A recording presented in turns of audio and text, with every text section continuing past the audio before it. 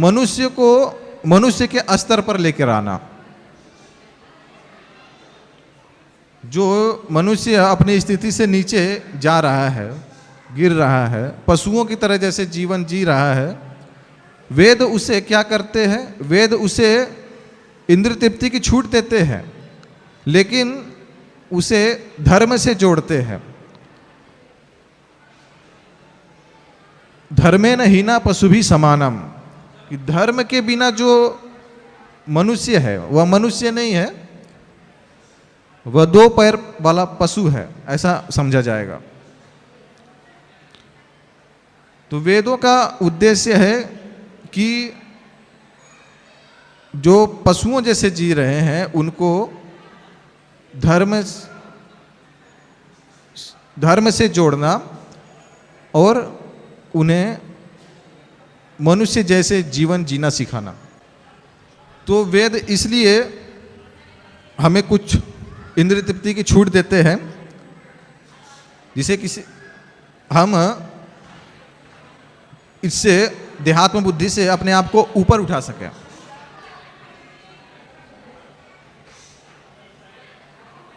जो देहात्म बुद्धि है, जो लोग अपने शरीर को ही अपना मान बैठे हैं, जो इस संसार से अपना रिश्ता जोड़ चुके हैं, उनको देहात्म बुद्धि से ऊपर उठाने के लिए, ऐसे लोगों के लिए भगवान ने वेदों की रचना की है, जिसमें धर्म, अर्थ, काम और मोक्ष, धर्म, अर्थ, काम, मोक्ष, अंत में क्या है? मोक्ष प्राप्त करना।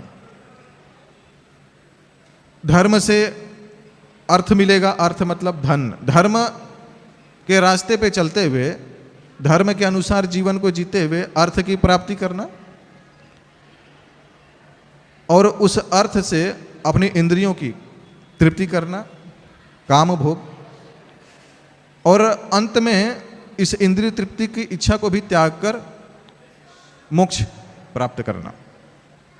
तो इसलिए धर्म, अर्थ, काम, मोक्ष, वेद जो है, वेदों का जो प्रयोजन है ये है धर्म, अर्थ, काम, मोक्ष।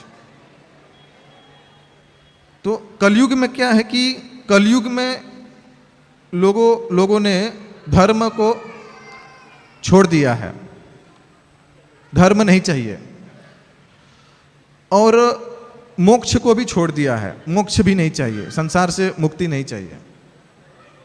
क्या चाहिए? सिर्फ अर्थ चाहिए और काम चाहिए। अर्थ मतलब धन चाहिए, और धन से अपनी इंद्रियों की तृप्ति चाहिए, विषय काम वासना की तृप्ति चाहिए, भोग चाहिए, भोग सामग्री चाहिए। तो जब धर्म को छोड़ दिया जाता है और मोक्ष को भी छोड़ दिया जाता है, तो यह जीवन जो है पशुओं जैसा हो जाता है। फिर कोई भी मनुष्य ये सिर्फ अर्थ और काम से सुखी नहीं रह सकता। कोई भी मनुष्य केवल धन से और धन के द्वारा अपनी इंद्रिय की तृप्ति करके